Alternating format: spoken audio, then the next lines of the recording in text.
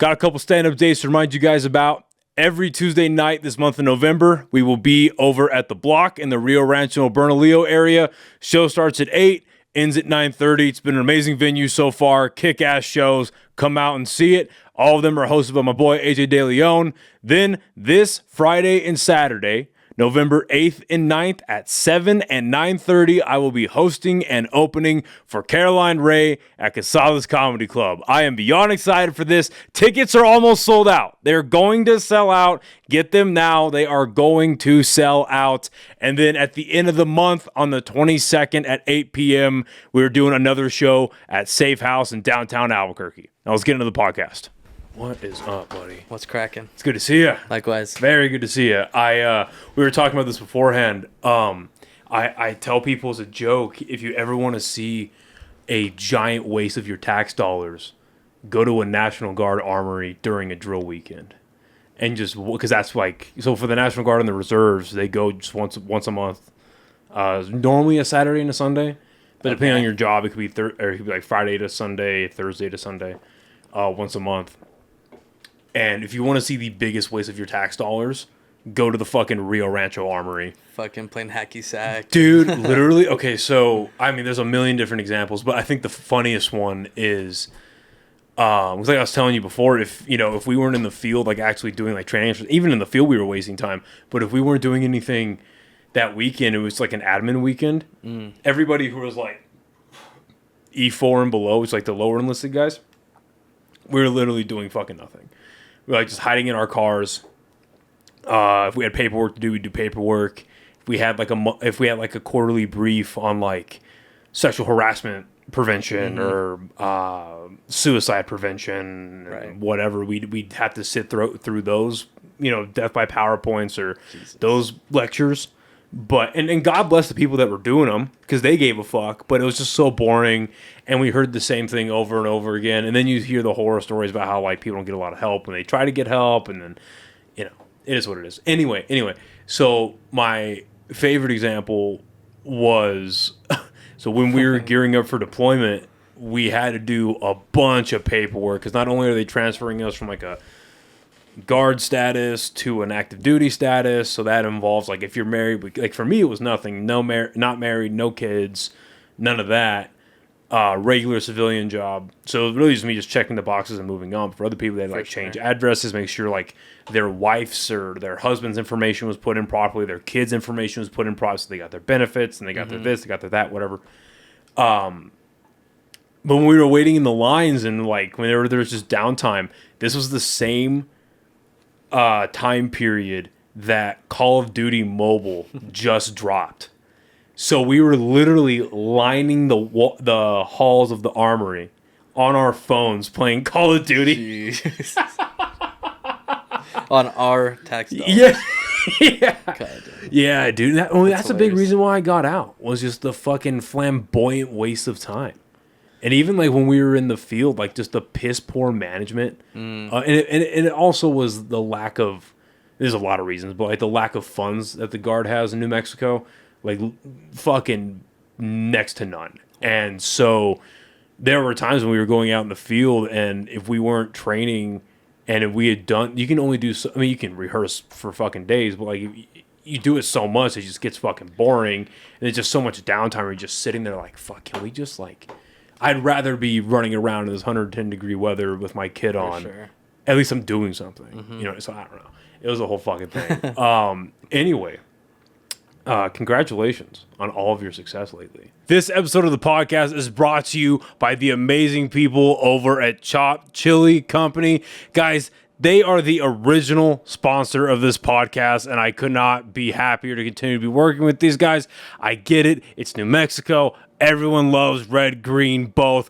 But this genuinely is my favorite brand of chili here in the state of New Mexico, and I love being able to partner up with these guys. They are absolutely phenomenal. Zane and the rest of the team at Chop Chili do an amazing job running that company, and they make an absolutely phenomenal product. And right now, they are running a very special promotional on their Instagram.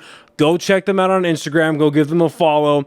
And as they post pictures with the hashtag Where's My Chili Challenge, if you can guess where in New Mexico that picture was taken, you can win not only free red or green chili, but also a free custom t-shirt directly from the company themselves. Again, go check them out on Instagram, give them a follow, check out their hashtag Where's My Chili Challenge. Win yourself some free chili, win yourself some free shirts.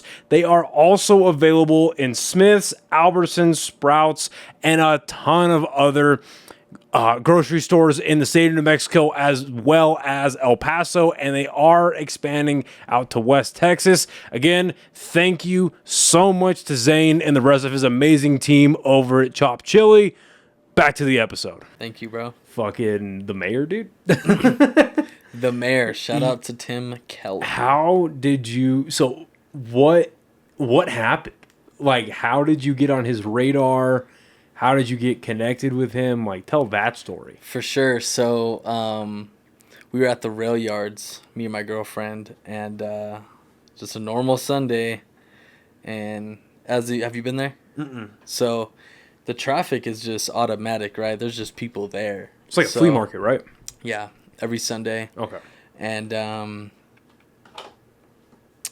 to be honest, I don't remember the exact moment, but I remember like he was with his family, and he saw it, and they kept walking, and they were wanting to keep walking, but he was like, no, hold up, and he literally came to the booth, and he was pretty much just like, hey, what's this about? Like, he liked the death metal graphic because he's like a big death metal head.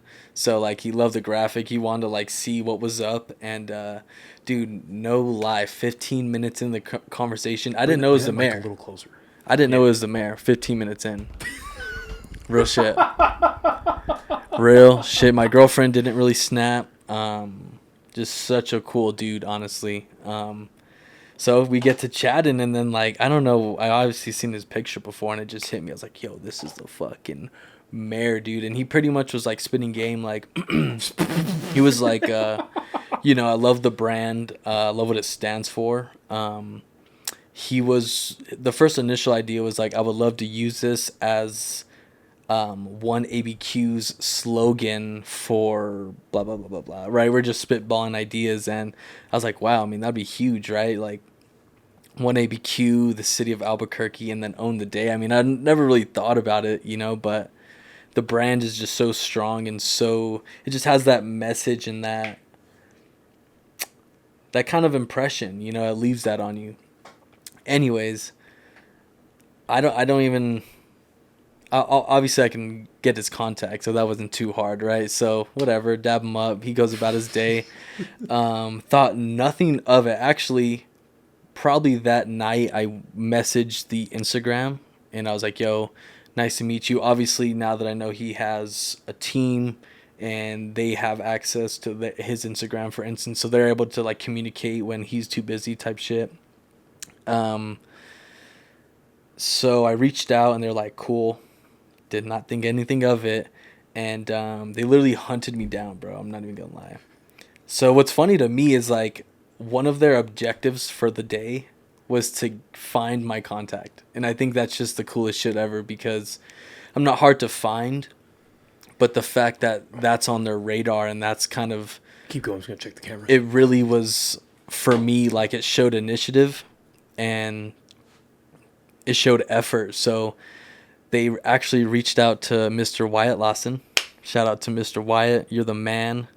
They reached out to him. He gladly slid the one ABQ team my information, and I just get a call from their marketing team / assistant, and we pretty much got cracking. And it was like I just designed like a shit ton of designs for them to choose from, and what it came down to was they pretty much used Own the Day for the department's slogan for like the summer and like their pickleball tournament. So like all their shirts had Own the Day, like 100+ firemen, policemen, bro, like lawyers, and a bunch of these people who have a lot of power and resources type shit. So that was cool to see, and they were very receptive. Like they loved it. They were They came up to me when we presented all the clothing, and man, just super supportive, bro. It couldn't have been a better experience, and we're just continuing to grow that. This episode of the podcast is brought to you by the amazing people over at High Desert Relief, a premier herbal destination right here in the state of New Mexico. They have extremely well-trained and knowledgeable staff that are more than happy to help you find what you're looking for or try something that you maybe have never thought of before. They have 2 locations right here in Albuquerque and a 3rd in Santa Fe. All 3 will be listed in the description of this episode below. All 3 locations offering legendary products at absolutely legendary prices, including this awesome merch that they were so kind enough to give me. They can be found at all 3 of the locations. Again, big thank you to all the people over at HDR. Back to the episode. It's kind of a fresh idea, but they want me to come out for the balloon glow. And to get into that for free, you know, the opportunities and the resources they have are like incredibly helpful. So I'm just thankful for that whole team and the mayor for just fucking with me, bro, and like genuinely loving the brand and the death metal graphics, and he's just a super heavy supporter. That's what's up. Because if I remember correctly, the last time we did this, you were telling me that you had just done a collaboration with the soccer team, right? United, right? Yeah. So it makes sense. It's a natural progression. And in theory, especially if you, not only if you have just a brand in general, but if you have a clothing brand, in theory, you want to get that as connected with the city you're in as humanly possible. Right. And honestly, that's always been the goal, right? Because I know people who have an online platform, but nobody knows who they are downtown. They cannot pack out a venue. And for me, I love the idea I know people that can get recognized downtown and still can't pack out a venue. Exactly. So and it's I think that it's kind of like the same concept of ticket selling. You can get all these streams, but can you pack out a venue that's holding, I don't know, 50 to 250 people, right? So it's one of those things where I take pride in just having the community behind me, and it's growing. You know, it's nowhere near like you know, national level, but honestly, like with the Josh Mazua collaboration, this is our 2nd collaboration, and lately, like, bro, the followers they're just coming in from literally all over the world, and they're like real people too. They're not just like, it's not like a bot page or like, you know, a fake influencer page. Like, these are real artists who are inspired by not only his art, but now they're gonna start to feel my creative expression, and it's just super cool to keep that expanding. That's like the Oriental style, like is it like Chinese lettering? It's like Japanese. Japanese? Yeah. Okay. The Japanese lettering. Yeah, I saw the all the promo you're doing for that right now. It looks fucking dope. Man. I got, because I know you guys worked together once already, right? Mm-hmm. Yeah, and because Leroy from the Slums, he had sent me that guy's Instagram page. Like, you should really hit this dude up to have on the podcast. Honestly, you should. I could connect that. I would love to. I just haven't yet because I suck at booking. For sure. I suck at it. I'll holler at him. So I'll go through these sprees where I'll book for like months in advance and then stop, and then I get too complacent. I'm like, okay, dude, you gotta fucking get your shit together. But I like that idea. The style you guys are putting together right now is fucking dope. And because when's that dropping? Do you have a date yet? It goes up for pre-order this Friday, September 20th. Okay. Because this will be out after. I mean, this won't be out for like 2 weeks or so. But I'd imagine like right when that's going to drop, this will be coming out. For sure. For sure. And the pre-orders will be open for 2 weeks, and then we begin production and then packaging, shipping. It was crazy, man. The first time we collabed, shout out to Josh, first of all. Super cool guy, great artist. The first drop was fucking nuts, dude. Like, literally, I remember I was dog sitting 3 Frenchies at my sister's house. My girlfriend was there. We just got coffee. Every drop day is I remember those days very specifically because it's like a moment each time. You never know what's going to happen. You can either do really good or you can really flunk. So it's very, it's just like game day, pretty much. And, you know, he put a lot of trust in me because this is his first shirt collab, or it was. So, with that being said, there's a lot of pressure, not on me, but I think just for both of us to have a successful drop, there's a lot of pressure and trust that goes into that. So, we killed it. How do you go into marketing for that?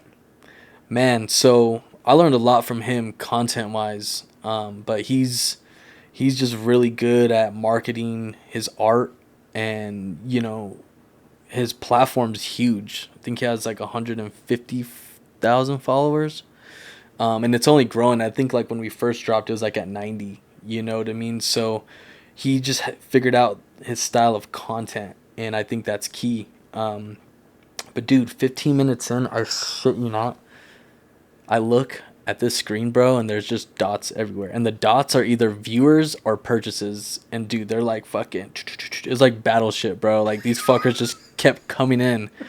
And for me, like I drop every other month. So seeing the orders come in, it's always refreshing, but like that many that quick was like fucking insane. And you know, they were coming from like Canada, Germany, Denmark. Like I was just looking at the people who are subscribing to our email list, and they're fucking not from here, bro. I'll tell you that. You know what I mean? So just to be able to expand internationally is so organically, it's a blessing, bro. That's so crazy. We drop again this Friday, and I'm hoping, you know, we just kill it. We got better colors, a lot more content, and it's a pre-order, so there's no cap on how many can sell. So yeah, it's gotta be sick. It's gotta be nerve-wracking, because then, except me, at the end of the day, you're seeing who gives a fuck. It's like, do these people care enough, especially right now?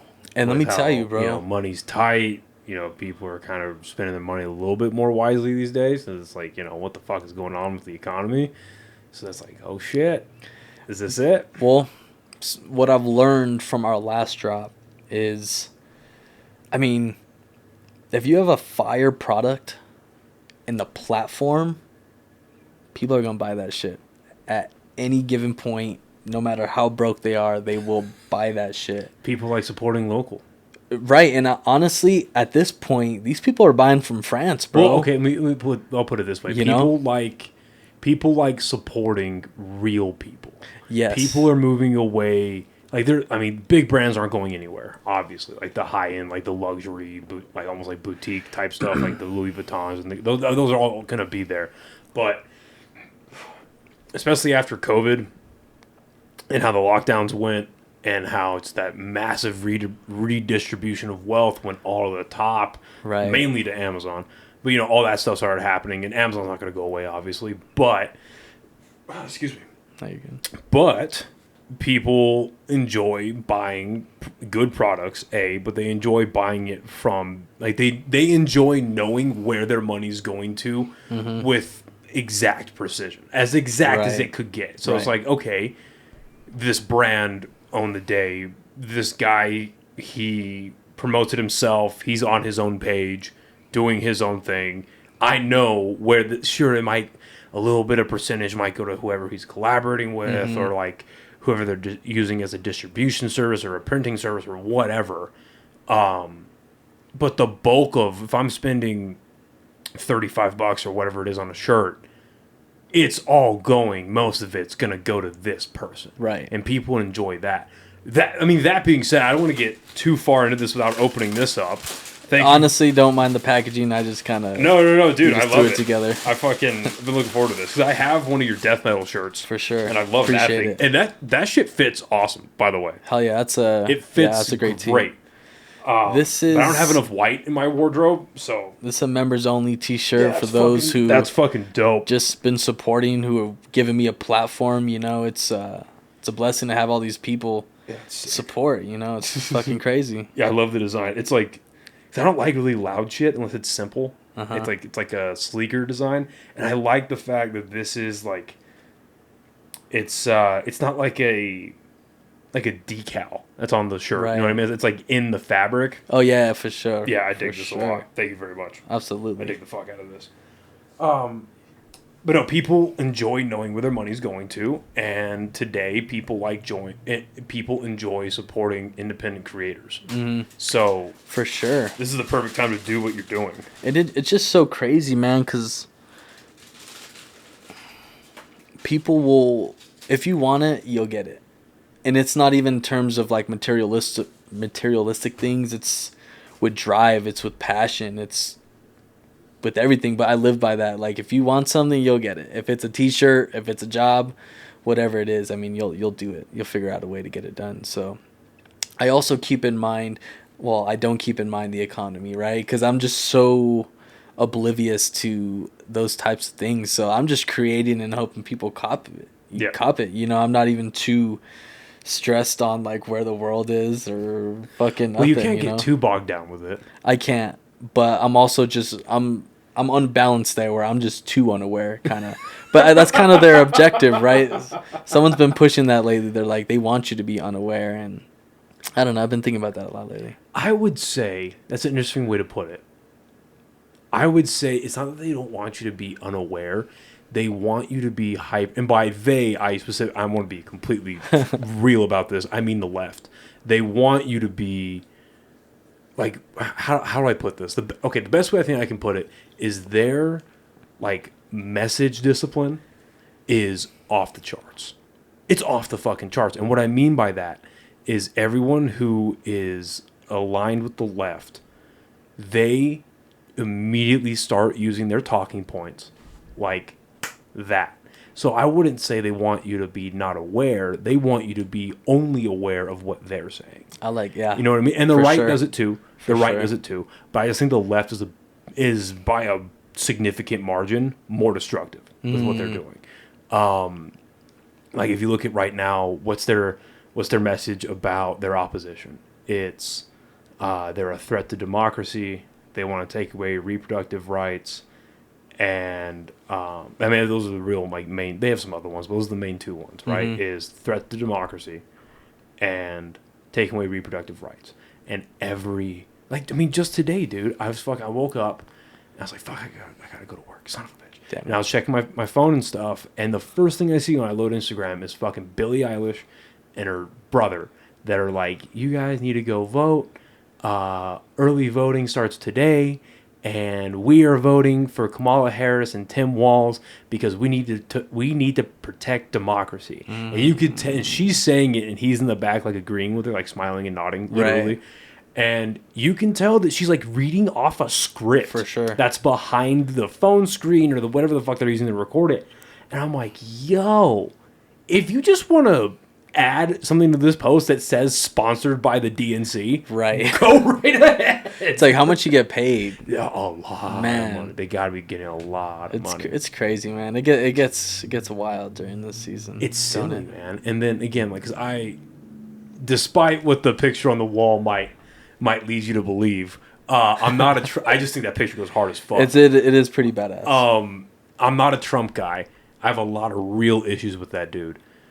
But I mean, holy shit! I just find it hard to believe that the guy who almost got killed twice in the last 60 days is a threat to democracy. I don't believe that. You know what I mean? Like on its face, I don't believe that. Especially considering all the things that might not be so tinfoil hat surrounding those scenarios. You know what I mean? It's like, really? Right. That's your threat to democracy? I think the threat to democracy is the side of the aisle that is weaponizing pretty much our entire governmental apparatus to get this guy not even within, 1,000-yard radius of the White House. I think that's anyway. Point is, I'm glad you're not thinking about this stuff too much because that gets in the way of creating what you're creating. Sure. It gets in the way of what you're doing. I mean, and again, like, not to brush over it, but the fact that you got the mayor on board is dope. I think he's only got like a year, 2 years left. Yeah, something like that. 2 years, I think. I don't know.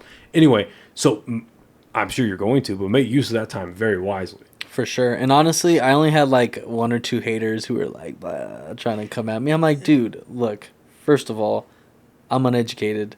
Two, I don't give a fuck. So, well, it would be one you thing. know. It would be one thing if you were like supporting everything that he is or is not doing. For sure, you know. And like, you know, saying I love his policy and I love his da da da da da. Like that would be one thing. It's like, okay. Then even I would have texted him like, why are you using the brand to support a political figure? Right. That's just, it doesn't, not even just on its face if I agree with you or not, like on policy, that just seems off-brand. Right, for It sure. seems off-brand for you to support a political figure based on policy. Now, if you're using a politician, not using, but if you're, that's the wrong verbiage, if you're collaborating with a local politician to represent the city that you were born and raised in, Right. that makes more sense. Right. Which is what you're doing. For sure. And honestly, any conversation I've ever had with him has never been persuasive. It's just been like, how can we help, bro? And it's like, why would it be? Exactly. And that's what it should be, you know? Yeah. And, you know, when I'm in these meetings, I'm not even thinking on that tip. It's just like, yo, what can we do? Because, like, there's a lot of opportunity, you know what I mean? Especially with something like the mayor. Oh, and we've seen this with just how things have been executed in Albuquerque. He can't get a whole lot done without the help of Grisham. That's just the fact. Get a lot of things done without Grisham, positive or negative. And so, yeah, that's one of the last political positions that's like still got a little bit of hometown hero in it. You know what I mean? Like, like hopefully your mayor's cool, bro. And this fool was in the Lamb of God mosh pit, going crazy. Going crazy. Imagine if you're just some right wing fucking nut and you see the mayor. Like, this is my fucking chance, dude.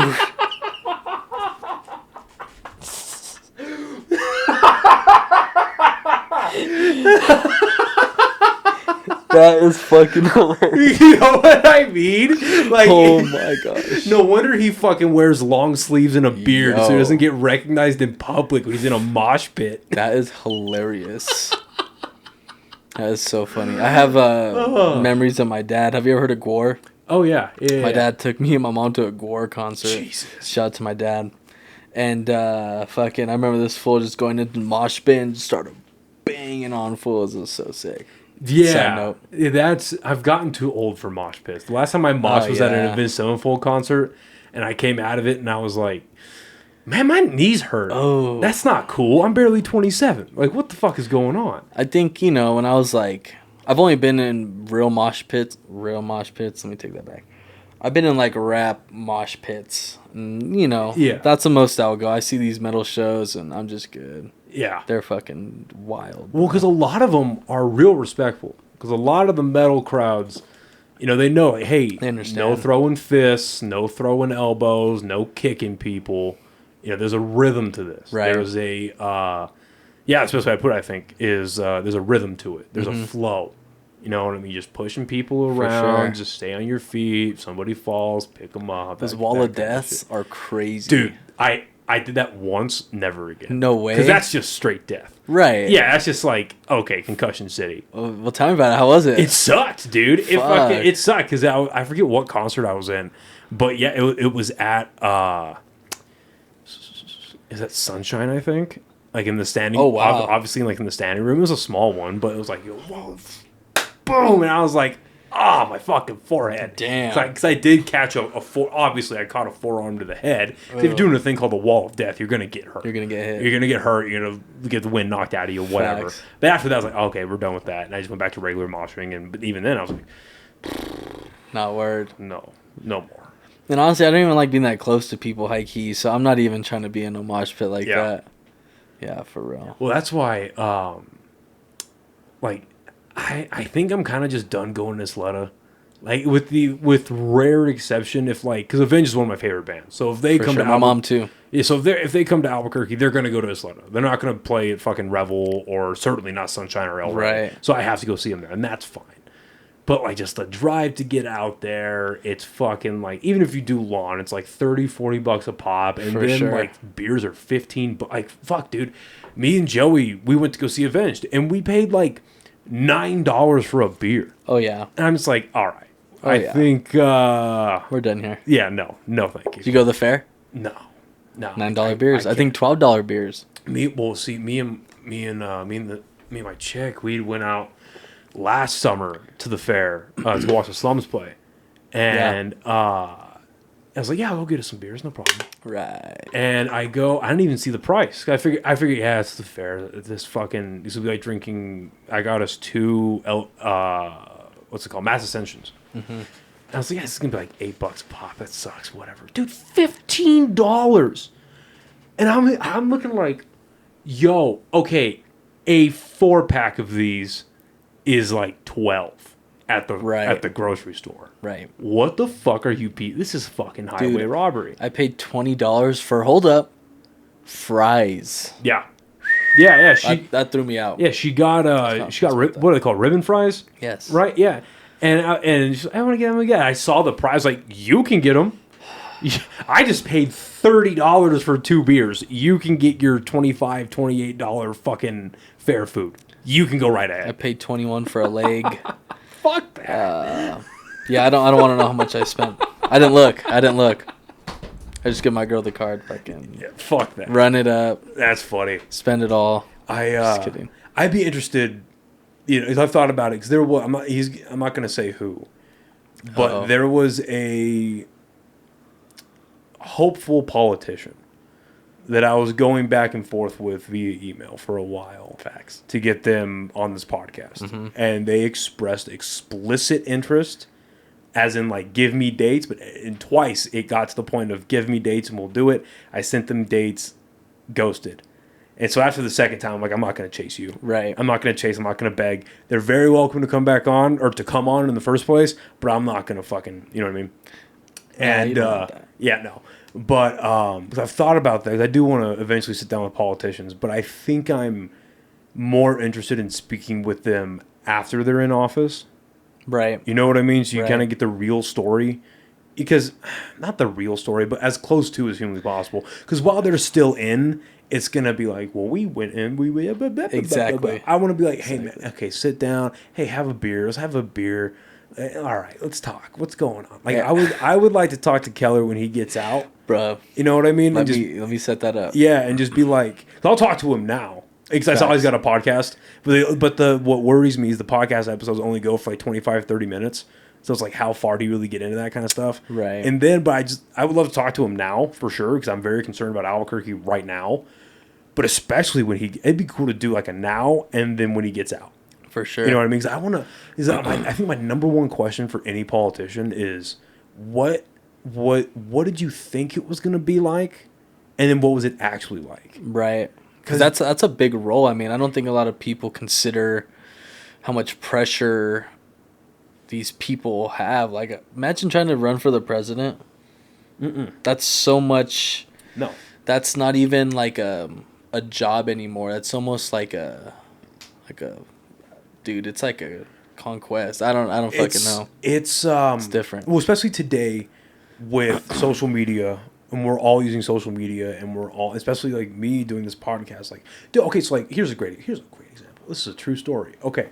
2 nights ago, right, because we're on Tuesday? Yeah. 2 nights ago. It's like 12 o'clock in the morning. I'm finishing up my work, and I was like, I'm going to go to bed. I'm going to check my email real quick. And I open my email. I see this random email, like, in my actual inbox. And it's got a PDF attached to it that says my full, like, legal name. Because my first name is Benjamin. So it has, like, Benjamin Vargas on there. And I'm like, the fuck? And it ends up being a scam. Spoiler alert, it's a scam. But I opened it, and it's this, like, with, at the exception, I think, of one part of it that kind of had poor grammar or poor wording, it was like this well-written, threatening letter basically saying, I hacked into your computer a few months ago. I've created videos and pictures of you watching porn. If you don't send me fucking $2,000 in Bitcoin, I'm on your social media accounts. I'm on your personal contacts. I have all of them. I'm going to send, like, that type of shit. And I have my full name, phone number. It had an old address I used to use from when I had deployed. And so I read it the first time, and I'm like, oh, what the fuck is this? And then like there's a part that really kind of like got me. It said like I've been seeing through your webcam, and it goes in parentheses, nice setup by the way.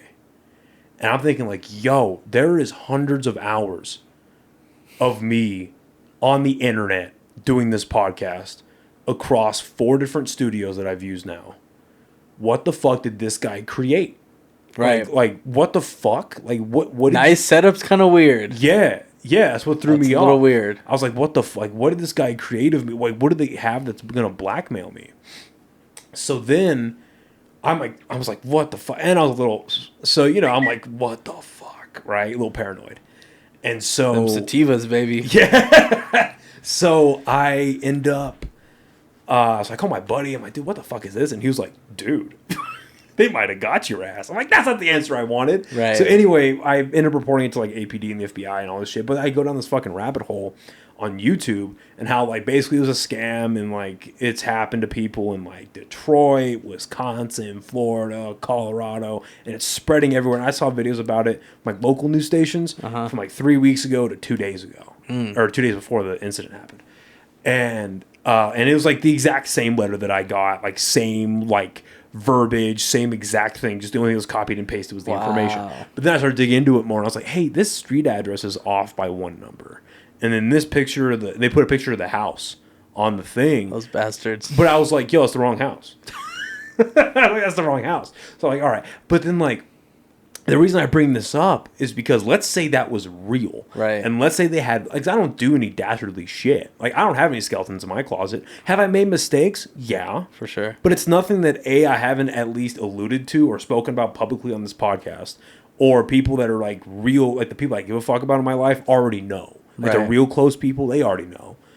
But I don't have any, like, I haven't killed anybody. Mm-hmm. I don't have, like, a second family. I don't have a first family. But you know what I mean? It's like, I don't have, like, a secret. Or a third. Yeah. So it's like, I don't have, like, a kid that I'm hiding. For sure. Or I don't have, like, a secret gay lover. Or, like, any crazy shit that you find out about. Or I haven't, like, I haven't bought a prostitute or whatever it is, right? So I don't have all this crazy shit that politicians have that they fucking blackmail them with. They threaten them with, when these politicians randomly drop out of the race.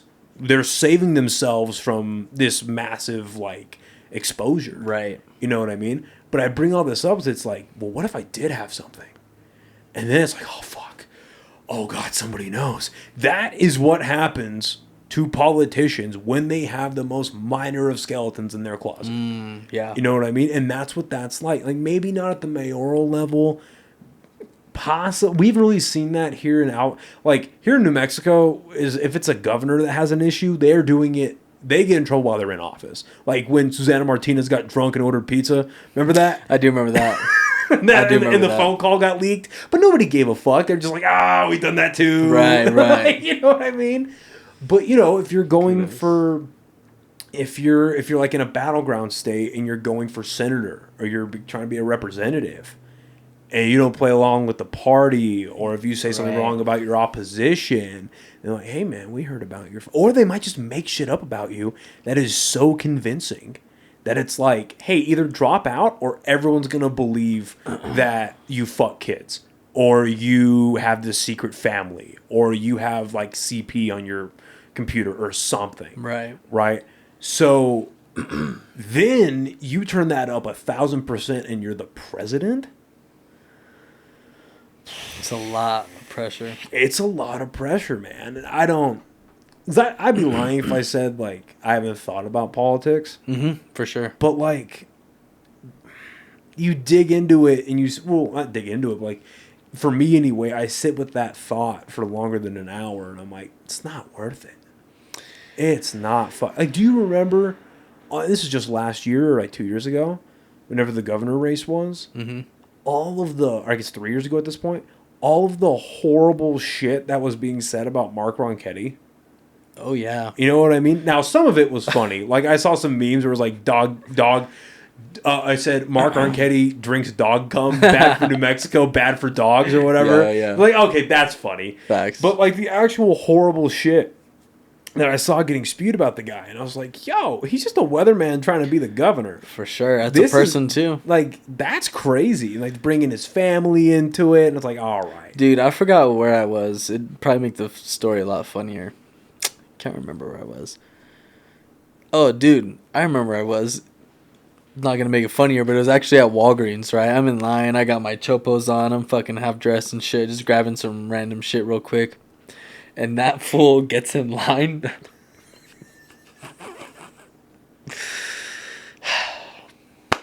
And I saw him right away. I was like, oh, that's the fucking guy.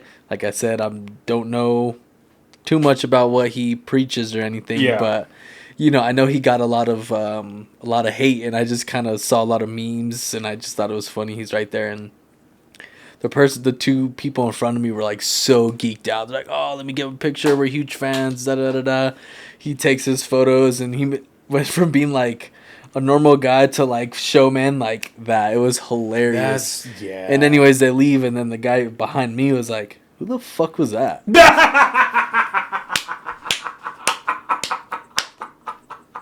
Yeah, It was just funny. Good. No, good. It was funny. I hope Mark Ronchetti heard that. I hope he heard somebody in the same line say, "Who the fuck is that?" I hope that happened. Well, no, because dude, like, you bring up a good point, because like, it's all so you're expected to be so performative and so like, "Hi, how are you? My name is Noah Vargas, and I'm running for governor." Like, that's not me, dude. And I think, now obviously Trump is very performative. I don't even think Trump is performative. I think he's just himself, and he's just so fucking charismatic. And so funny, like, naturally. And he's a bit older, so his filter's going down by the second. You know, but the one of the benefits of him is, like, it's showing that people really don't want your standard, like, politician anymore. They want a guy who's professional. Obviously, that's why a lot of people don't like Trump. But they want a guy who's kind of real. Like, who's relatable. They want the like, I forget what the saying is. I think it's people vote for the president. This isn't applying now, I don't think, because of how politicized every subject is. But I remember old saying was, people want to vote for the president they'd have a beer with. You know what I mean? And I think that type of thing is going to come back after the Trump years. Like, regardless if he wins or loses this election, in 4 years from now, provided we make it that far, 4 years from now, I think it's going to be a different... I think on both sides, they're going to try to find more relatable people. For sure. So you kind of have to. Like, I watched a podcast with J.D. Vance. I knew nothing about the guy. I knew absolutely... I mean, I heard rumors that people spew on the internet, but I didn't look into his actual policy or what he believes in. And it's one of the best fucking interviews I've ever seen in my life. He just... the interviewer asked... Or the podcast host asked him questions, and the guy just gives him real answers. He just gives them real fucking... I'm like, okay, that's the kind of guy people want to see. Right. Like, show that stuff more. But no, it's just... And that's just not me. I can be professional. Like, I can be very, like, formal and all that. But, like, I don't want to be. It's not that I don't... Dude. Yeah. It's not that I don't want to be. It's just, like... that I'm professional, but I'm not afraid to say the fuck word. You know what I mean? Honestly, that's kind of been like... Or be phony with people, you know what I mean? Because when you act like what you just described, that he was in that line... Right. Even if it's not the majority of the mindset, there's something in there, whether it's conscious or subconscious, there's something in there that's saying, I'm better than these people that I'm talking to. You know what I mean? There's something in there that's saying that, and that really turns me off. Right, because as soon as he takes the pics, he's back to, like... Right. You know what I mean? And it's like the moment the cameras come out, like, what's wrong with just chilling? For sure. What's wrong with that? For sure. And honestly, you brought up a great point about just being professional, because honestly, my whole life, I've been as professional as I can be. But I'm also just so connected to, like... You know, I don't even know the best way to describe it, but like, I'm not as formal. You know, I'm very like rough edge in terms of like, I'm going to wear what I want to wear to whatever occasion it might be. You know, there's a time and place for everything, but even with like interviews, I kind of walk into like, especially now, if I have meetings, it's not like I'm this professional graphic designer you're gonna hire. It's like, no, I come in with my shorts, probably my slippers on and my hat slightly tilted, and I might smell like weed. But we can make a damn good product, right? Because I'm a real person, and I understand, and I have those. I care about what I create too. So at the end of the day, you're still working with a kind, genuine person who wants to create. I'm just not as sharp edge as like I think some people choose to be. And my whole life, I've always been on the edge and really have done it my own way. And I think that's kind of one of my stories. I'm forever I keep telling, you know. I think one of the most important traits anybody can have is self-awareness. For sure. Right. For the positive and negatives about yourself, you need to be self-aware. Right. Because every situation calls for a different quality of you. Right. And one of the best pieces of advice that I've gotten since I've started doing the podcast and now doing stand-up is from Blvd, Robert Gibson. Mm-hmm. He's you don't know if you know who that is or not. I met him. Okay, yeah, cool guy. Mm-hmm. Amazing guy. One of the best pieces of advice that I got from him was it's okay to be yourself. You need to understand the format you're in and you understand the environment you're in. Right. It's where it's like if you're doing a podcast, and especially if it's yours, you can say whatever you want. You just got to own what you say. Right. You got to own what you say, but you say whatever you feel is comfortable for that moment. But if you are going, like, if you're doing stand up and you're asked to not do any blue material, you have to be clean. If you accepted that show and you go out there talking about pussies and dicks and you're saying fuck and shit and all that, right. Well, guess what? You just burned that bridge. Right. And all that. And it's another skill you just potentially cut yourself off from getting better at. That's true. Right? So you need to be able, like, for instance, I think a good example is like when I went on the news at the beginning of this year, like, of course I would have loved to just kind of kick back and talk for a long time. But they told me, like, I was very thankful to do it. And Logan and your team, you guys are awesome. But, I knew that it was a professional environment. Right. I knew that I couldn't curse, mm-hmm. and I knew that that the whole interview was only 5 minutes, and if I was lucky, I'm speaking for 3 of it. Gotcha. You know what I mean? Facts. So it's incumbent upon me to have again. They gave me the questions beforehand they're going to ask. Mm-hmm. I think there was like 1 or 2 that he had asked that I wasn't prepared for, like with like pre-ready answers. Facts. But they told me for the most part what they were going to ask me about and like what questions they were going to ask me. So I had my answers ready. Not saying that the answers were fake, but I just knew what I wanted to say. Right. So I could just get to the point. Mm-hmm. Get to the point. Say it professionally, say it as concise as humanly possible, but get to the point. This is not the time to come up with new ideas. This is not the time to start riffing. Yeah, start riffing exactly off the cuff. Pull a Kamala Harris and just start laughing. Can't do that. This is the quick, concise. Right. And I think that's an important skill, no matter what. If you're going to be presenting yourself, for sure, in public at all, to be able to not change who you are, mm-hmm. but I don't like using the analogy of a chameleon because that can get kind of shady. But like, your delivery and the way you pitch yourself. Right, and honestly, I think presentation is everything. Presentation. Thank you. Thank you. Presentation. I've been very intentional about that lately, just about how things come off, how they look, how it's with the shirt, how it looks on, and how it feels, the energy it gives off.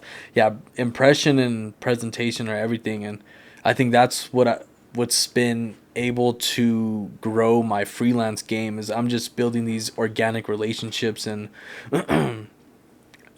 people just love a hard worker that they can have a beer with. Yeah. So, I'm just finding my way of doing it, and it's just been on my mind lately, like characteristics and like what makes me me, and why are people giving... I don't want to say it. Why are people giving me all their attention? Yeah. All their support, all their thought. It's very it's humbling, man. It's crazy to see like where Own the Day's gone, and like even my freelance, and the more I ponder on it, it's been all the relationships I've built and how I've never burnt a bridge that hasn't tried to light mine on fire. You know what I mean? So that's been the biggest takeaway 6-7 years in a business, is like the relationships you have are crucial. And, you know, it's about building on those too. Like, when we met to now, we've seen each other, we've crossed paths, we've talked, we've gotten more into conversations, and, you know, we just built the relationship. Same with Josh. Like, the more we continue to grow, the cooler the shirts are going to get, you know, the deeper the conversations get. So it's just awesome to fucking be able to be out here doing it. Well, networking is very important, especially in anything creative. But what came to mind is, I think whenever, and people, this is a good trait for anybody, but especially if you're like trying to do something creative or you're doing something creative, the more you understand, like, again, self-awareness, but the more you truly understand what your strengths are, and the more you can compound on those, right? Like, when it matters. Right. And then in the quiet time, build up your weaknesses. But when it's game day and you're in these meetings or you're doing whatever, being able to give that proper presentation of yourself and your brand. Facts. You know, and that comes down to everything from the way you speak to the way you dress to obviously I think what's most important is your product. But then, like, if that's right here, then right under it is how you present it. Right. Because you could have the best idea in the world. You have the best thing, but you have the best concept in your head. But if you cannot articulate yourself properly to get it across, not only why should people give a shit, but why should you give me money? Right. Why should you give me your resources? That's not just financial, but like your connections, your whatever platform that you're collaborating with. Why should you extend that to me?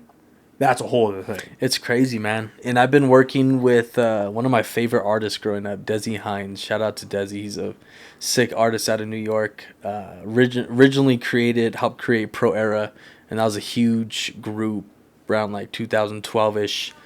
Huge movement. Anyways, I'm doing a lot of his design now, and man, he's loved like everyone. And he's like just super on it. You know, the style's there, the presentation's there, because I know where the quality of the design should be. So when I'm getting paid to do it, I'm thinking about my own shit and how I run it. It's like I'm not going to half-ass it, right? Especially if I'm getting paid for it now. You got to own up to that. And you kind of monopolize that opportunity. Like, for me, if I could do graphic design great for a company, hopefully it's so good that they will not go anywhere else for the next job. And then I could just start getting, you know, pretty much just capitalizing on that position of being able to be their graphic designer or whatever it might be, right? And it's just consistency and experience. You know, my experience over the last 6-7 years has been so helpful, bro, in the slightest of ways. I just kind of know what to do now. So I'm able to do things a lot quicker, more efficiently, better, you know, just overall. Well, because at the end of the day, everybody's building teams. Especially in like creative spaces, right? Everyone's building a team, so it's like for me, the person who makes my merch, I haven't gone to them in a minute because I just been so fucking lazy about getting merch and selling it. I did it once. I was like, man, I was like, man, this is like, I've been thinking about this a while now, like the last couple of months. So I was like, man, I made stickers like 2.5, almost 3 years ago, and they sold out immediately. I should really get back on that. Yeah, dude, let me design you some. I should get back on that. I should get back on. And they were just like regular stickers of the logo, you know what I mean? And then like I had shirts, and I had a lot of people ask about it. I just never sold them. Because I was a lazy fuck. I feel that. It's a lazy fuck. And but I think about it, I'm like, okay, I've got my person that I go to for merch. I've got my person that I go to for he's been helping me out. His name is Jay. He made all the templates for me for my thumbnails and all that stuff, right? So now I don't know shit about Photoshop, and quite frankly, I don't want to learn.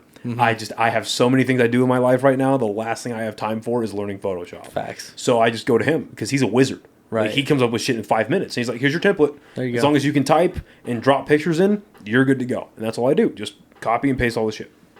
So like and then whenever some real money, so like I'm very thankful for my sponsors, but like when some real revenue starts coming in and I can hire people like on a regular basis, the first fucking thing I'm outsourcing is social media. Someone who knows what the fuck they're doing. Right. And I'm just like, you know what? Here's my content. I will send it to you via a drive. You do my social media. Here are my passwords. Take this off of my plate. Facts. You know what I mean? I love that. I don't want this. I need it, but I don't want it.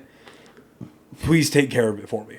Man, and I'm running like, with work and freelance and my own pages, I'm running like 8 accounts.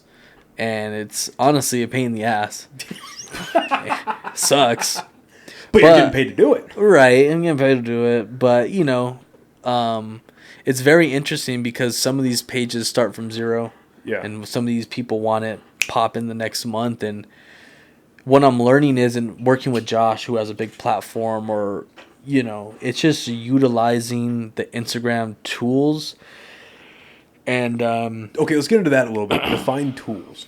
when I say tools, you know, something as simple as like audio templates, fucking reels, going live, like using those tools to amplify, you know, your Instagram. And I used to like when I first started, I would post 3 times. I'm like, fuck, I posted way too many times about that drop. And then I think about it, I'm like, fuck, I put so much money and thought and effort into this drop, and I posted 3 times. Are you fucking kidding me? So now my content's fucking overload. So like, let's just, I'm gonna pull up your page really quick. Oh, dude, check me out. And let's use an example. Instagram's popping these days. Because what I struggle with on a regular basis is I go between, I want to put reels up on Instagram. This is some real fucking insider baseball, but like, I want to post reels on Instagram that I feel are highlighting the guest in the best possible light. But the issue is what highlights the guest in the best possible light might not be what gets the most views. Right. And that's just and I think it's a fact. The greatest example of that on my page is my thing that got 5 million views was a clip of me and my buddies drunk. We were not sober in that clip, and we watched an AI video of Winston Churchill making fun of the Holocaust. Right. And all we did was laugh at it. And it got to 5 million, and there's all these hateful comments about these are fucking idiots. These guys are, not everyone should be able to buy podcast equipment. These guys are fucking da da da. Right. And I thought it was hilarious. Right. Because I'm going down, and I didn't respond to all of it. I responded to like the first maybe 30 comments. I just responded nonsense. Right. But as I started climbing, I was like, I'm not responding to all these. But what I did do is I went through all of them and I liked every single comment to let them like, I see your shit, bitch. For sure. I see your shit, bitch. So it's like, yeah, keep posting and commenting hateful shit because it's just feeding the algorithm. It's feeding engagement. And like the other one that I have that hit like 90,000 or something like that was this guest that I had. She was telling me just this absolutely fucking horrible story about how she used to be a nurse. And the story wasn't horrible, but the instance was horrible. Right. About how she was training to be a nurse, and she was talking to this mom and her kid. It's like 14 years old, both heroin addicts. And the kid's a heroin addict because the mom got them heroin for their 14th birthday and got them hooked on it. Fuck. Like, that's fucked up. Fuck. And again, a lot of the times when I hear horrible shit that's like almost unbelievable. Like, could you imagine that? Like could you imagine being a parent and for your kid's 14th birthday you get them heroin? That's fucked. It's fucked, right? So the only response I have that is just to laugh. I'm like, what the fuck? Oh yeah, so then that's my go-to. There's like a bunch of hateful shit. Like, what? You need to let her talk. Like, let her talk. Let her talk. He's laughing at a horrible thing. Shut the fuck up. He fucking did it. So many opinions. So yeah, exactly. So then, anyway, so I look at your Instagram, and let's just say, okay, so this video that's highlighting the new drop that you're putting out, right? Let's go. So, how did you choose what to put in there? How did you choose for the audio? It's obvious why you did the collaboration. I think the collaboration button is one of the best fucking things Instagram has ever made. Fucking preach. It's amazing. Right. But as far as like that, and then like the time of day that you post, like walk me through this specific one. So, walk me through that. To be honest, a lot of the shoots are super fun. Like we just go in there and start messing around. I feel like we kind of were going off a template of what we did last year. So we shot, and honestly, he just sent me that. He made it. He came up with it. Yeah, he just threw it together. Does he tell you any of this about like when you should post, what templates you should use, that type of shit? I mean, if I have a question, I'll ask, and he's pretty open. But for the majority, like we're pretty much on the same page of like we post. Like personally, I like to get a post up before 7 or 8. in the morning. Right. But honestly, my kind of go-to is if I see more than 5 people post within the last hour, I'll throw mine up. Because it's people are posting. There has to be some type of thing going on, you know. And if nobody else is posting, you're more than likely to pop up. But, you know, sometimes if nobody's posting, it's probably not the best time to throw it up. Like today, we got a post up at 3. Not sure what that means, but we fucking got it up. They do good. I mean, like I said, the platform, bro, these people are all over the world. So the time of day almost is irrelevant because someone's up. So that's the beauty of having such a big platform all over the world is these people are on different times. So it's kind of hard to, you know, we're not too strict on it. We'll just communicate like, hey, get a post out today. Get a post out this day. We'll post day up, blah, blah, blah, blah, blah. Do you ever like find yourself getting borderline obsessive about like, oh, it's not getting enough engagement? Or why is this not getting this much engagement? Why is this not doing this? Does that ever run through your head? No, I had to get rid of that early. Good. I mean, a part of me at first thought every next post was supposed to be the next big post, and it doesn't really work like that, you know. But If once fucking you only, right? once you stop giving a fuck and you understand that the post of me maybe spilling my heart out is not going to get the most views, that's cool. We got a banger tomorrow. Or like my thinking is we have so much fucking content. Doesn't matter what these numbers are doing because one of them are going to pop off more than the other. We're going to do the next drop and it's going to be the same shit, you know. You'll get so caught up and you'll really ruin the experience. That just goes to say, like, you can't compare yourself either. Like, there's people who are doing way better than me, doing the exact same shit I'm doing, but, you know, that's them. I'm on my own journey doing what I'm doing my way, you know, and I'm in battle with myself. So you really just gotta get obsessed with creating. And sometimes it's like, fuck, no one saw the closed video I did. Yeah. What the fuck? I feel that. Oh, I feel Nobody that. saw it, but also, who cares? Yeah. Well, like, you try to explain to someone who's not on the social media tip, and they're like, dude, who gives a fuck? Yeah, but you know? then on the other hand, it's like, because you're trying to grow a brand, you're trying to grow a business. For I'm sure. trying to grow a business too, but like it's, especially like your business is based strictly on commerce. Right. So you kind of have to give a fuck. Right. And you kind of have to worry about that kind of stuff. And I mean, I get in my own head, like when I post stand-up clips. I'm like, why the fuck did this only get like a couple hundred? Or why did this, like, I've almost abandoned TikTok because I just can't get it right. I don't know what's wrong with it. I don't know what's wrong with like posting or whatever. Facts. Because it just like clips that I put on Instagram, like one of my stand-up clips got 15,000 and I was like, I saw that. Right. Yay! But then I put it on TikTok and I got like 300. And I was like, what? But it's the same. Right. What the? And I just don't get it. But then one thing I try to remind myself, and like I just saw on Instagram that, like I'm sure he's still alive, that Trump went live.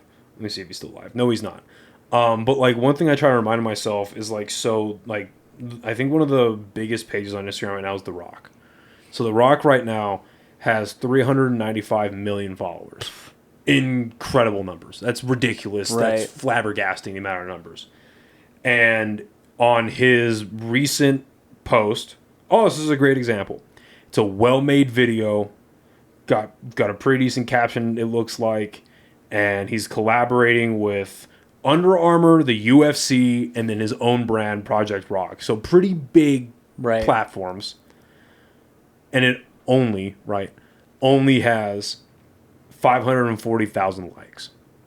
So that's half a million, and he's got almost 400 million followers. So I try to remind, like, that's like I think that's less than 1% or like 2% of his followers went and liked that. So then I try to extrapolate that out, where it's like, well, if that's the engagement of one of the biggest pages in the world, relatively, right, scale that way down, right, I might be doing okay. For sure. So I try to remind myself of that. And honestly, people don't like being promoted too. So, you know, my cousin gave me some great advice. He's like, your page has been too merchy. And I'm like, okay, cool. I needed to hear that because I'm always striving for the lifestyle aspect, but I gotta push this fucking merch. So, I try not to, especially this past 2 weeks, I've been very like link heavy, like go pre-order, go sign up. But I need to get back into, like the metal drop was so dope, but I didn't do a photo shoot for it, which it didn't screw me over, but it would have helped. Just at least get them through quicker. But it's just showing off that lifestyle aspect of it without being too promotional. And like the content I'm making these days are really behind the scenes. We did a post of my cousin in an old hoodie just jumping up a rock in Jemez, but the caption was like, it's all about, I'm learning my content, and I'm almost fucking there on dialing it in, bro. I swear to God. So this post was pretty much like, and peep game, because if you're trying to build content, this is like a key, right? So the hook was tip of the day, and he's running up this rock, and it was like, I was like, yesterday's gone, tomorrow doesn't exist, some fucking shit, right? Yeah, you put live, laugh, love on your wall too. And then after the quote, he gets on the rock, and as soon as he throws his hands up, it says own the day. I got like 5,000 views. I think that's great. Like I said, I'm not too caught up in the numbers, but I think 5,000 is a great number just for organic views.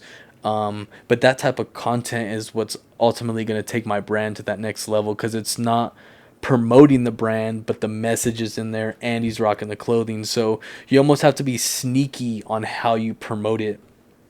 Well, I think it's a marketing thing where it's like, I think the average person has to see something 5 to 7 times before they get interested or buy it. For sure. I think. So that makes sense. That. Right. And honestly, I'm just getting back into it. Like, it's all about just how you present it. It just goes back to that concept. Like, I'm not trying to tell people, because I don't need people to buy this shit.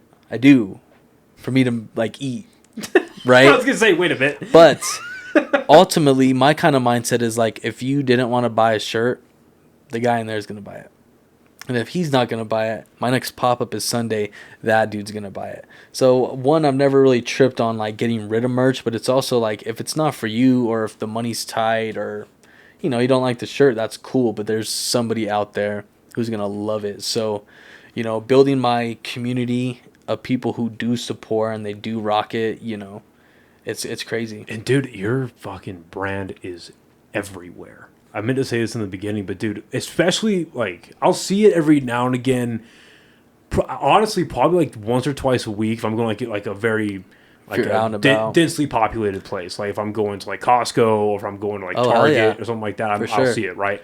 But I know that if I'm going to a concert, I will see at least 5 to 10 people wearing your shit. Fuck yeah. And I'm like, oh my God, it's like a fucking, it's everywhere. It's everywhere. It's crazy, especially over the last year or two. Like honestly, after the United drop, there was a big rush of people who joined the movement. And, after Josh too, like that expansion, like people tell him all the time, they're like, dude, how do you know Frankie owned the day? And he's like, for someone who has such a big platform, I think it was surprising for him to hear all these people like, oh no, how do you know him? Like, that's New Mexico culture, or you know what I mean? And it's just that community, and my cousins, I know my cousins kind of look up to it in terms of like my little cousins.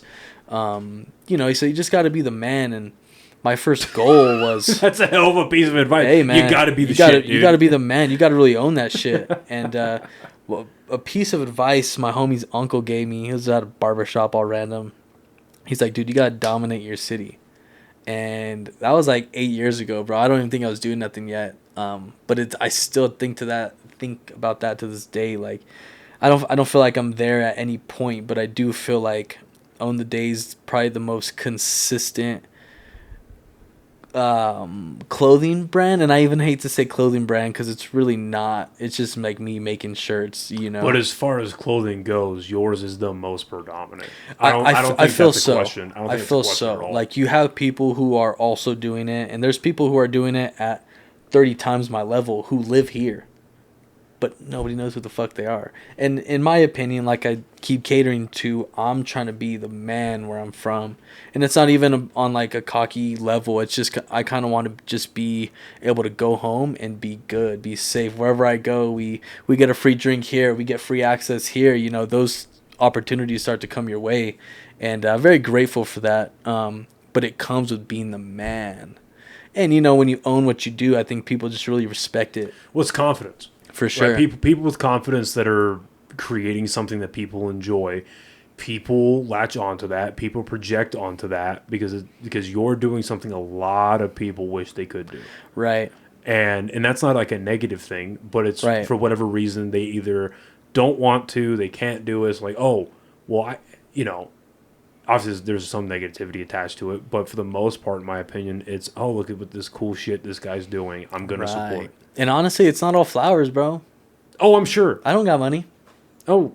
I'm making it happen, though. Yeah. That's kind of my point. It's like, we're not where we're at, where we want to be. I don't have my full-fledged studio yet. We're not fucking making thousands of dollars from, like hundreds of thousands of dollars from freelance or, you know. But I feel a shift in the brand and, you know, just the people we're working with. We got a low-key another collab with United next month. So just to be, like I said, consistent. Who the fuck else is doing it at the level, working with the people we're working with? And it's not to make it a competition. It's just you got to recognize at least what we're trying to do. It's not even necessarily like about the fact that we got the job. It's like, what can we do with the resources, or what opportunities can we give out, you know? No, I agree. And I think the more you spend your time doing the thing you're supposed to be doing, doors are going to open, right? For sure. Because obviously you have talent and you have a great product, but even if you didn't have that yet, let's say this was a few years ago, doors, as they obviously have, will open because of your potential. People are like, oh, okay, he's got the right idea. He's moving with the right intentions. This guy's got potential. Like, he's doing the right, and doors will just start to open, and it becomes more apparent. That's like, oh yeah, this is what I'm supposed to be doing. Right. I'm not, like, obviously there's pushback and there's hurdles to get over and problems. Mm-hmm. That's in everything in life. Facts. But it's okay. This seems like this is where I'm supposed to be right now. It feels right. Not to get fucking a little kooky about it, but it feels right. Well, for sure, because I've been thinking about, you know, because I had a sign hit me Sunday last night. It was last night. Fuck. Wait. Today's Tuesday. This was Sunday. Every day's like Friday for me, bro. So I just be fucking doing random shit. But I've been thinking about how, like, I don't know if you've ever thought about it, but you ever like ask for a sign, or, you know, intentionally it's just kind of like, give me a reason to allow me to know I'm on the right path. Oh yeah. Or, well, for me that's prayer. Right. Like, for me that's 100%. For sure. There's a lot of times where I'm like, I mean, I try to give thanks as much as I can. Like, I try to be conscious of that. Right. To thank God for everything that I have and the opportunities that I have and so on and so forth. Mm-hmm. But yeah, there's a lot of times where I'm like, is this one? Especially, I'll be honest, especially after I bomb, like especially after I eat a dick on stage, I'm like, am I supposed to be doing this? Like, I bet. Is this the right thing for me? There are a lot of people that are so talented at stand up, and I'm only a year into it. Mm-hmm. But this was brutal tonight. Is this the right thing? And maybe not in the moment, but as days go by, weeks, it's like, okay, no, this is it. Okay, I'm supposed to be doing this. Okay, cool.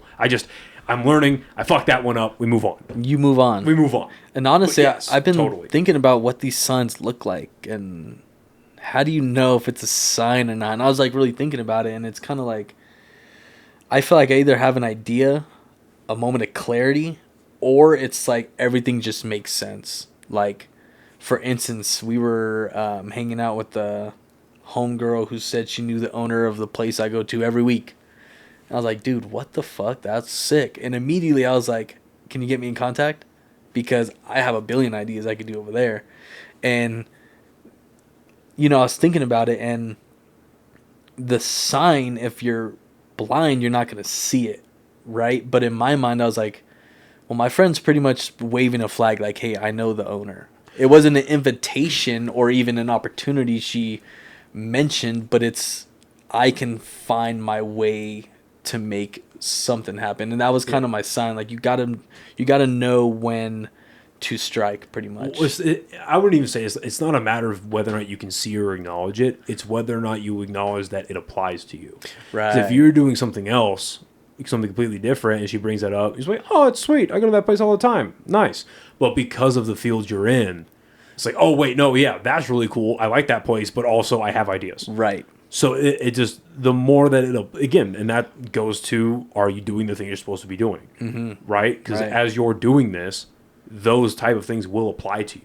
Right. Like, I don't know, like if I wasn't, I don't know how to make a great analogy about this, but like all the opportunities that I've gotten for stand-up, if I wasn't doing stand-up, it wouldn't apply to me. Exactly. Granted, they wouldn't have come to me in the first place, just like that one wouldn't I see have. what you're saying. But you know what I mean? It wouldn't apply to me. So I would have been like, oh, well, you know the person that books here. Okay, cool. Good job, dude. I hope that works out for you. Right. But for me, it's like, oh, okay, now I know that connection. Okay, how do I set myself up to be in that position and so on and so forth? Bro, So, I'm working on a spooky skate next month. I'm still early in the process, so I don't want to get too into it.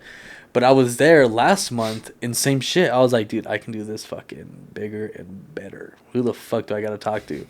Got the contact, and now I'm just playing phone tag. But, you know, it's kind of how it works. Like, if you see potential, it's up to, like, you to, like, acknowledge that and then act on it. And that's kind of been my whole life, bro, just acting on opportunities. Like, yeah. you know, if it wasn't for me being so prepared, a lot of this shit would have happened. So you also got to be prepared for legit anything. Like if you were like, hey, I need a design right now. We have to order in an hour. We'll bang it out. It's kind of one of those things where the pressure sometimes makes diamonds. Yeah. You know what I mean? Well, and it's about, again, presenting yourself properly so that people know that you have the ability to get things done, or you have the talent to provide what they want, so that when that time comes, like I think a good example would be so Zach Abeda. He's doing a show down in Roswell, I think like next weekend. Mm-hmm. And I hit him up. I was like, dude, I lived in Roswell for 7 fucking years. Oh wow. I want to be on that show. Like, I would love to go back there. I could actually pull people. Like, I told him, I was like, I'm confident I could get 20 to 30 people down in Roswell. I'm very confident in that. I wasn't able to get on the show, but because of that conversation him and I had, and this will come out after this happens, but because of that conversation him and I had, he hit me up a week and a half, 2 weeks later, and he was like, hey man, I can't get you on the Roswell show. We're packed for that one. They only give us a certain amount of time. Like, there is no room for drop-ins. But I need a host for my show in Ruidoso. Would you like to go on the road? And I was like, yes, I would. Score. Yes, I would. Shout out to Zach. So, yeah, because it's like we've become friends, but just because him and I are friends doesn't mean he's going to book me. Facts. You know what I mean? Because he's professional like that, and he doesn't want to fuck up his own brand. Right. Want to fuck up his own thing, where it's like, yeah, dickhead brought a shitty host. What a idiot. You know what I mean? He's like, no, okay, he's working hard enough to where I think he can do this. Right. And he's already told me he's willing to go on the road and drive at least 3 to 4 hours to go do a show. That was not applicable, but I have an opening here. It's making yourself available, presenting yourself. And that conversation, again, just to get a little bit of insider baseball on it, that conversation about Ruidoso happened at 1 o'clock in the morning. Nice. Just because, it's Saturday night, Noah's probably awake. So he just hit me like, hey, man, you got a second? And we talked about it. So I was like, yes. Dude, everyone's always like, you text me at weird times. It's like, dude, as a creative, time don't fucking exist. You fucking have an idea, you make it happen. The only reason time exists for me is because I have a 9-to-5 job. Facts. That is, I know that if I don't get at least 6 hours of sleep, I am not operational. That is the only reason. Like, that's facts. Like, I can't, like, I'm not, 18, 19, 20, 21, 22 years old anymore. I can do 2 hours of sleep and keep going. If I get 2 to 3 hours of sleep, you don't want to be around me. Yeah. I'm a pissy bitch. Like, I'm not a good guy to be around. Facts. But I need my 6 hours just to go to bed. Like, I know my cutoff time for me is 2 a.m. on weeknights. It's like, go to bed. Yeah. Get up at 8, get your shit together, and go to work. That's the only reason time exists for me at all. Nah, I think about that. Because, I mean, I'm always looking at my phone.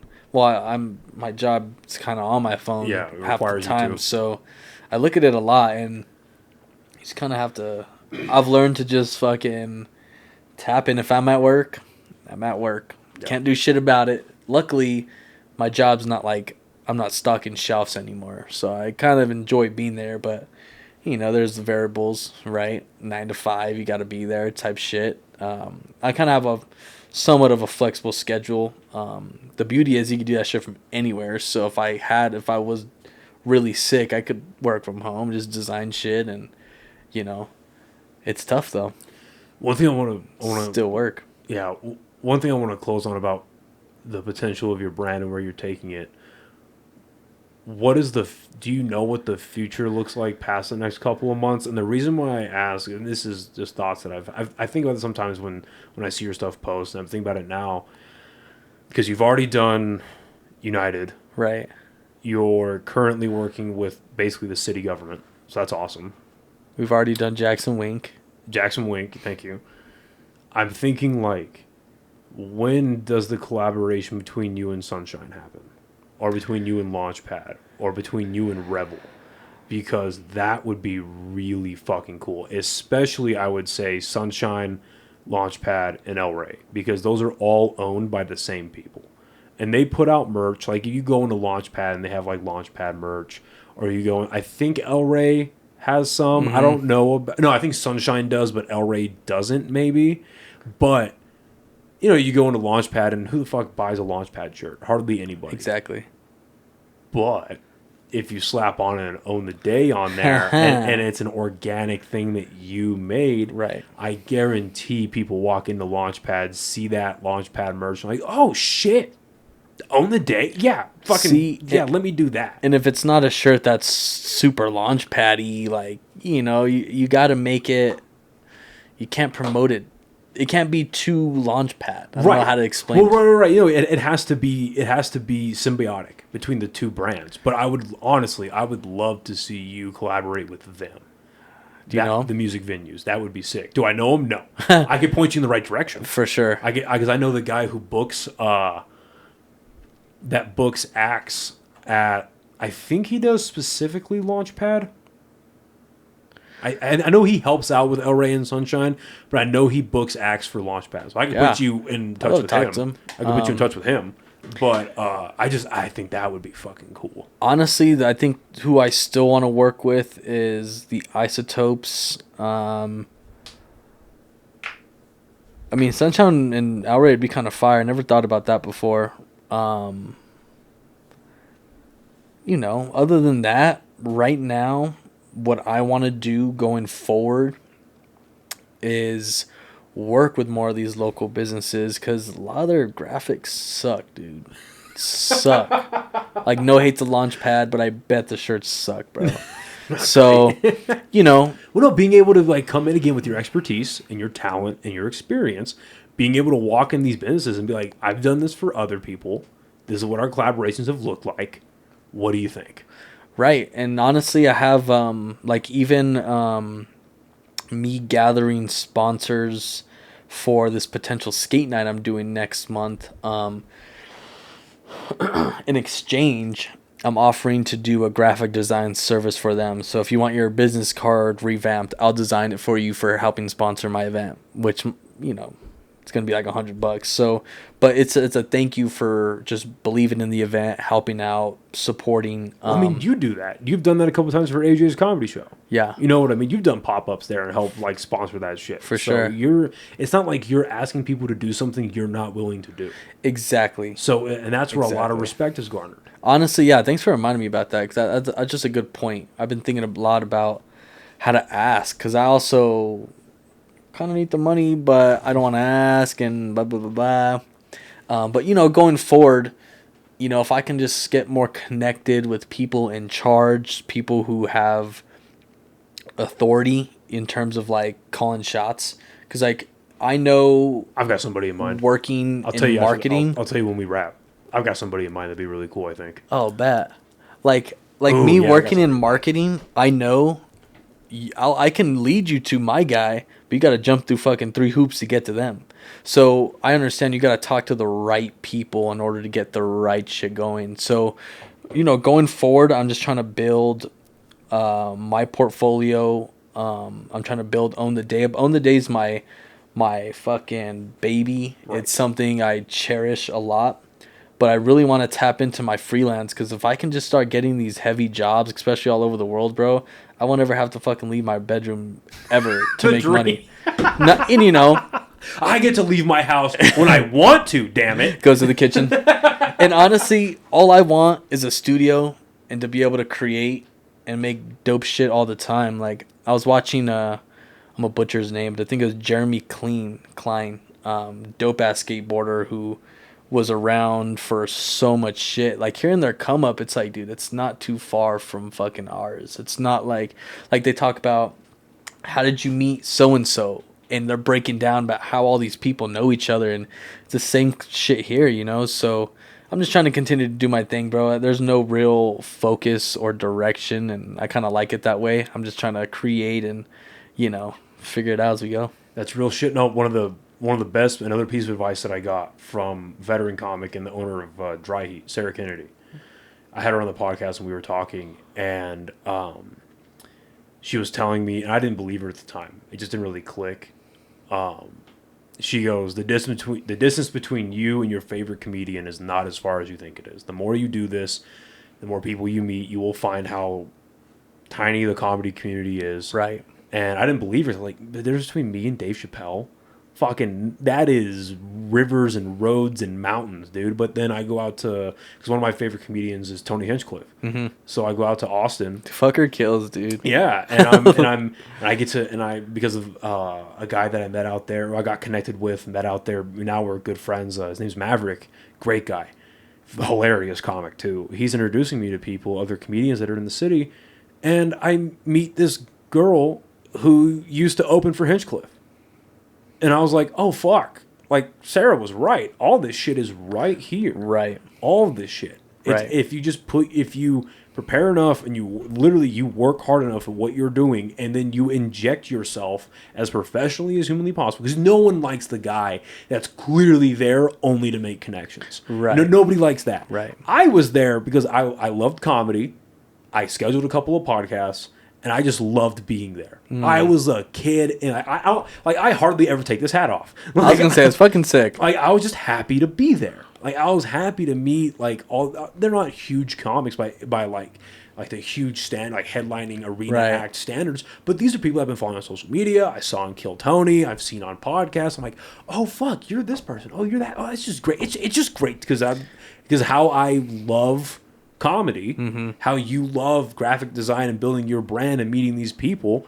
That's the pure intention that you come forward as a fan and a business owner and as an entrepreneur. So it's like, oh fuck, it's great to meet you. It's just cool to meet you. Maybe we'll work together one day, maybe we won't, but it's just cool to meet you. And honestly, I think as long as you're cool, you'll fucking get a long way. You need to be personable. Nobody likes a jackass. Right.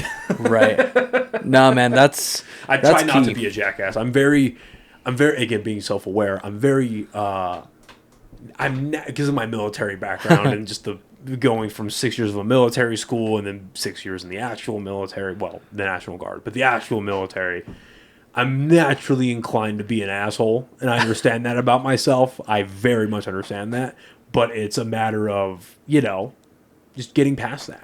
You can still, there's a thing called a likable asshole. There's a lot of them out there. Tony Hinchcliffe, yeah, exactly. My cousin's like, dude, Tony's a fucking asshole. I'm like, but he's making jokes though. That motherfucker's funny. Dude, I was watching the one lately at work. I've been watching it's like a comp of just like the funny moments per episode, and I've already seen them, so it's just I'm just like rewatching shit. And I forgot what he said today, but I literally laughed out loud in a quiet ass office. It was fucking hilarious. And it honestly, it puts a smile on my face, as does graphic design and creating a streetwear brand. So, if it puts a smile on your face, I think you should do it a lot more. I agree. And just talking the future, obviously I'm very biased, but talking about the future of your brand, I would love to see you collaborate more in the comedy community here. It's growing, it's getting bigger. Sure. I have a few little things brewing. Well, and let's be honest, man. One of the top, me personally, I've said this many times. I've said it to his face. I've said this to a lot of people. It's a bit of a tug of war between him and a couple of the comics, but I think just every time he performs, one of the best comedians in the state. I know who it is. I would argue the Southwest, but the state by bar none. Josh Fournier. It's my dude. He wears your shit all the time. Thank you. All the time. Yeah. I think he wore your shit for Netflix. And you know what's cool? So it's like, you already have that guy championing your shit. I'm nothing in the comedy community, but I like to think I'm a decent podcaster. Oh, dude. So I've got your shit out there. The thing is he doesn't even tag me. Let me tell you the beauty of it. No tag, bro. I gotta bug this fool to fucking tag me. Now, here's the beauty of it, though. People gotta go look for that shit now. Right, they still see it, though. They gotta look for it. The brand, right. I found it. I found this tool that some dude was using, and I think he would tell his friends not to tag him, so you would have to look it up. Interesting. That's an interesting But strategy. anyways, yeah, no, shout out to Josh. Wears it all the fucking time. I like all the stories of him and the merch. And, he probably wears it more than people I grew up with who saw the brand evolve. It's, if you want it, you'll get it. And it's one of those things, like, if you like it, you'll wear it. And if you really fucking... I wonder how other people feel when they wear it. Like, I wonder if it's, like, intentional.